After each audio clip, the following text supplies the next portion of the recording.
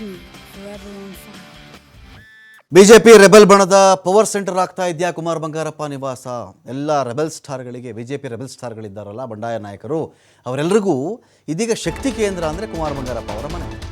ಶಾಸಕ ಯತ್ನಾಳ್ ಬಣದ ಮಹತ್ವದ ಸಭೆಗಳಿಗೆ ಹಾಟ್ಸ್ಪಾಟ್ ಆಗ್ತಾ ಇದೆಯಾ ಇದು? ಯತ್ನಾಳ್ ಬಣದವರು ಪದೇ ಪದೇ ಇಲ್ಲೇ ಸಭೆಯನ್ನು ಮಾಡ್ತಾ ಇರೋದು ಯಾಕೆ? ಸಿಟಿ ಸೆಂಟರ್ನಲ್ಲಿದೆ ಅನ್ನೋ ಕಾರಣಕ್ಕೆ ಇಲ್ಲಿ ಮೀಟಿಂಗನ್ನು ಮಾಡ್ತಾ ಇದ್ದಾರಾ?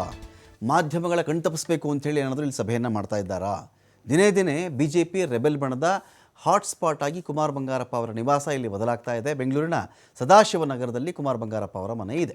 ಇವತ್ತು ಕೂಡ ಮತ್ತೆ ಸಭೆಯನ್ನು ಮಾಡ್ತಾ ಇದ್ದಾರೆ ಬಿಜೆಪಿಯ ಬಂಡಾಯ ನಾಯಕರು. ರಮೇಶ್ ಜಾರಕಿಹೊಳಿ, ಅರವಿಂದ ಲಿಂಬಾವಳಿ, ರೇಣುಕಾ ಪ್ರಸಾದ್, ನಿರಂತರ ಗಣೇಶ್, GM ಸಿದ್ದೇಶ್ವರ್ ಸೇರಿ ಕೆಲ ಮುಖಂಡರು ಇದರಲ್ಲಿ ಭಾಗಿಯಾಗಿದ್ದಾರೆ.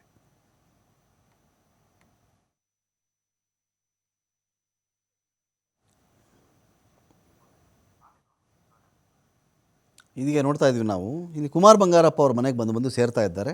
ಸಿಟಿ ಸೆಂಟರ್ ಅಂತ ಕೆಲವರು ಹೇಳ್ತಾ ಇದ್ದಾರೆ, ಏನೋ ನಗರದ ಮಧ್ಯಭಾಗದಲ್ಲಿದೆ ಅಂಥೇಳಿ ಎಲ್ರಿಗೂ ಸೇರಕ್ಕೆ ಒಂದು ಹತ್ತಿರ ಆಗುತ್ತೆ, ಸ್ಥಳ ಅನುಕೂಲವಾಗಿದೆ ಅನ್ನೋ ಕಾರಣ ಅಥವಾ ಬೇರೆ ಕಾರಣಗಳಿದೆ, ವಿ ಡೋಂಟ್ ನೋ. ಸಭೆ ಅಂತೂ ಮಾಡ್ತಾ ಇದ್ದಾರೆ.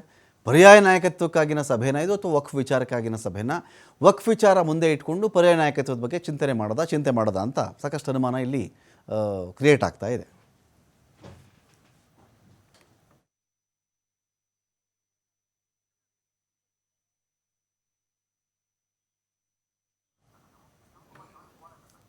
ಡೀಟೇಲ್ಸ್ ಇದೀಗ ಶಿವಕುಮಾರ್ ಜೋಹಳ್ಳಿ ಇದ್ದಾರೆ. ಶಿವಕುಮಾರ್ ಜೋಹಳ್ಳಿ, ಈಗ ಕುಮಾರ್ ಬಂಗಾರಪ್ಪ ಅವ್ರ ನಿವಾಸ ಹಾಟ್ಸ್ಪಾಟ್ ಆಗ್ತಾ ಇದೆ ಬಂಡಾಯ ನಾಯಕರಿಗೆ.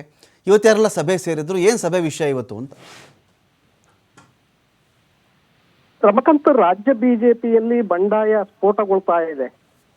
ಹೈಕಮಾಂಡ್ ನಾಯಕರು ಬುದ್ಧಿಯನ್ನ ಹೇಳಿದ್ರು ಕೂಡ ಬಂಡಾಯ ಶಮನ ಆಗುವಂತಹ ಸಾಧ್ಯತೆಗಳು ಕಾಣಿಸ್ತಾ ಇಲ್ಲ. ಇವತ್ತು ಕೂಡ ಸದಾಶಿವನಗರದಲ್ಲಿರುವಂತಹ ಕುಮಾರ್ ಬಂಗಾರಪ್ಪ ಅವರ ನಿವಾಸದಲ್ಲಿ ರೆಬೆಲ್ಸ್ ತಂಡದ ನಾಯಕರು ಸಭೆಯನ್ನ ನಡೆಸಿದ್ದಾರೆ.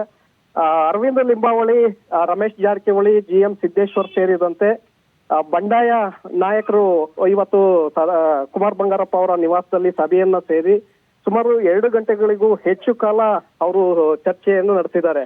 29ರಂದು ಬಿಜೆಪಿ ರಾಷ್ಟ್ರೀಯ ಅಧ್ಯಕ್ಷರಾಗಿರುವಂತಹ JP ನಡ್ಡಾ ಅವರು ರಾಜ್ಯಕ್ಕೆ ಬರ್ತಾ ಇದ್ದಾರೆ. ಈ ರಾಜ್ಯಕ್ಕೆ ಭೇಟಿಯನ್ನ ಕೊಡ್ತಾ ಇರುವಂತಹ ಸಂದರ್ಭದಲ್ಲೇ ಈ ಬಣ ರಾಜಕೀಯ ಮತ್ತಷ್ಟು ಗರಿಗೆದರುತ್ತಾ ಇದೆ. ಬಂಡಾಯ ನಾಯಕರು ಸಭೆಗಳ ಮೇಲೆ ಸಭೆಗಳನ್ನ ನಡೆಸ್ತಾ ಇದ್ದಾರೆ. ತಮ್ಮ ಸಂಖ್ಯೆಯನ್ನ ವೃದ್ಧಿ ಮಾಡಿಕೊಳ್ಳುವಂತಹ ಒಂದು ಪ್ರಯತ್ನಗಳು ಕೂಡ ಹೆಚ್ಚಾಗ್ತಾ ಇದೆ. ಯಾಕೆಂದ್ರೆ ಇಲ್ಲಿಯವರೆಗೆ ಕೇವಲ ಯತ್ನಾಳ್ ಮತ್ತೆ ರಮೇಶ್ ಜಾರಕಿಹೊಳಿ ಅವರು ಮಾತ್ರ ಬಂಡಾಯ ಎದ್ದಿದ್ರು. ಈಗ ತಂಡಕ್ಕೆ ಬೇರೆ ಬೇರೆ ನಾಯಕರು ಕೂಡ, ಹಿರಿಯ ನಾಯಕರು ಕೂಡ ಜೊತೆಯಾಗ್ತಾ ಇದ್ದಾರೆ. ಯಡಿಯೂರಪ್ಪ ಮತ್ತೆ ಪುತ್ರ ನಮ್ಮನ್ನ ಹಿರಿಯ ನಾಯಕರನ್ನ ಕಡೆಗಣಿಸ್ತಾ ಇದ್ದಾರೆ, ಮೂಲೆಗುಂಪು ಮಾಡ್ತಾ ಇದ್ದಾರೆ ಅನ್ನುವಂತಹ ಅಸಮಾಧಾನ ಒಂದು ಕಡೆ ಇದ್ರೆ, ಹಿರಿಯರಿಗೆ ಸರಿಯಾದಂತಹ ಸ್ಥಾನಮಾನಗಳನ್ನ ಕೊಡ್ತಾ ಇಲ್ಲ, ಸರಿಯಾಗಿ ನಡ್ಸ್ಕೊಳ್ತಾ ಇಲ್ಲ ಅನ್ನುವಂತಹ ಆರೋಪಗಳು ಕೂಡ ಇದೆ.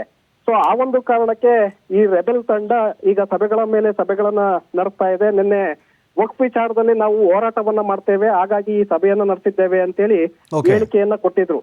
ಆದ್ರೆ ಇವತ್ತು ಮತ್ತೆ ಪುನಃ ಅವರು ಸಭೆಯನ್ನ ನಡೆಸಿರುವಂತದನ್ನು ನೋಡಿದ್ರೆ ಸಾಕಷ್ಟು ಕುತೂಹಲ ಮೂಡಿಸ್ತಾ ಇದೆ. ಒಂದು ಕಡೆ ಬಿಜೆಪಿ ರಾಜ್ಯಾಧ್ಯಕ್ಷರನ್ನ ಕೆಳಗಿಳಿಸಬೇಕು, ಆ ಸ್ಥಾನಕ್ಕೆ ಕುಮಾರ್ ಬಂಗಾರಪ್ಪ ಇಲ್ಲ ಸುನೀಲ್ ಕುಮಾರ್ ಅವರನ್ನ ತಂದು ಕೂರಿಸಬೇಕು ಅನ್ನುವಂತಹ ಚರ್ಚೆಗಳು ಈ ಸಭೆಯಲ್ಲಿ ನಡೆದಿದೆ ಅನ್ನುವಂತ ಮಾಹಿತಿಗಳಿದೆ. ಪ್ರತಿಪಕ್ಷ ನಾಯಕ ಸ್ಥಾನಕ್ಕೆ ಬಸನಗೌಡ ಪಾಟೀಲ್, ಯತ್ನಾಳ್ ಅವರನ್ನ ಕೂರಿಸಬೇಕು ಅನ್ನುವಂತ ಚರ್ಚೆಗಳು ಕೂಡ ಈ ಸಭೆಯಲ್ಲಿ ಆಗಿದೆ ಅನ್ನುವಂತ ಮಾಹಿತಿಗಳಿದೆ ರಮಕಾಂತ್.